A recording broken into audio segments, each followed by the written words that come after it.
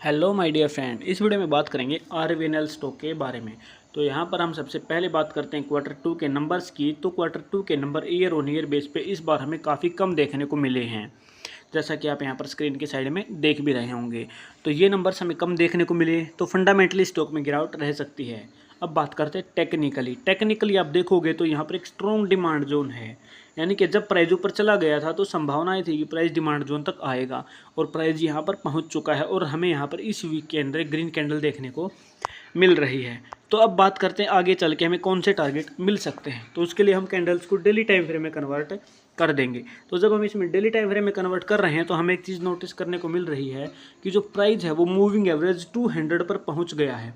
ये जो लाइन है मूविंग एवरेज 200 की है, यानी कि 50 और 100 को देखेंगे तो पहले इसने मूविंग एवरेज 50 को क्रॉस किया नीचे की तरफ, फिर इसने 100 को ब्रेकआउट दिया नीचे की तरफ, पहले उसको एज ए रेजिस्टेंस यूज़ किया, फिर उसको पहले उसको एज ए सपोर्ट यूज़ किया, फिर नीचे की तरफ ब्रेकआउट देकर उसको एज ए रेजिस्टेंस यूज़ किया और अब प्राइस मूविंग एवरेज 200 पर पहुंच गया है।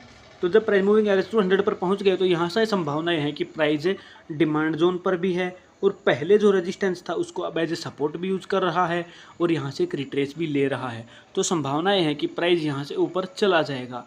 लेकिन डेली टाइम फ्रेम के अकॉर्डिंग इस डेली कैंडल को देख रहे हैं तो यहाँ पर हमें सेलर एक्टिवेट होते दिख रहे हैं।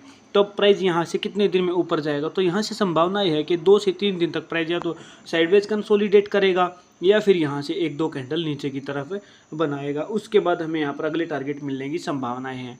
डेली टाइम फ्रेम के अकॉर्डिंग अगर आप पिवट इंडिकेटर यूज़ कर रहे हैं जो कि एक लीडिंग इंडिकेटर है, तो यहाँ पर हमें साफ दिख रहा है कि प्राइस यहाँ पर पिवट को तो यहाँ पर टारगेट की तरह यूज़ कर रहा है और सपोर्ट पॉइंट पर वापस आ चुका है और यहाँ से ग्रीन कैंडल देखने को मिली है। तो अब अगले टारगेट हमारे क्या रहेंगे, तो सेम हमारा पिवट लाइन वाला जो टारगेट है 471 वो टारगेट रहेगा और हमारा स्टॉप लॉस है वो 4% या 6% रहेगा। लेकिन अभी 2 या 3 दिन तक कोई भी एंट्री इस स्टॉक में नहीं बन रही है क्योंकि यहाँ पर सेलर एक्टिवेट हो चुके हैं। सेम कैंडल्स आप यहाँ पे भी देख सकते हैं डेली टाइम फ्रेम के अकॉर्डिंग, जिसमें ऊपर की तरफ जो विक है वो बॉडी के कंपैरिजन में बड़ी है, यानी कि सेलर्स ने end of the day power लगाई है और वो प्राइस को नीचे लेके गए हैं। तो आगे चल के 2 से 3 कैंडल हमें आगे नीचे क्लोज होती दिख सकती हैं, फिर से इसमें हमें दोबारा एंट्री के चांसेस बनेंगे। तो स्टॉक पर नज़र बनाकर रखिएगा। मुझे उम्मीद है चीज़ें आपको समझ आई हैं। वीडियो आपको पसंद है, वीडियो को लाइक करें और चैनल को सब्सक्राइब करना ना भूलें। Thank you very much.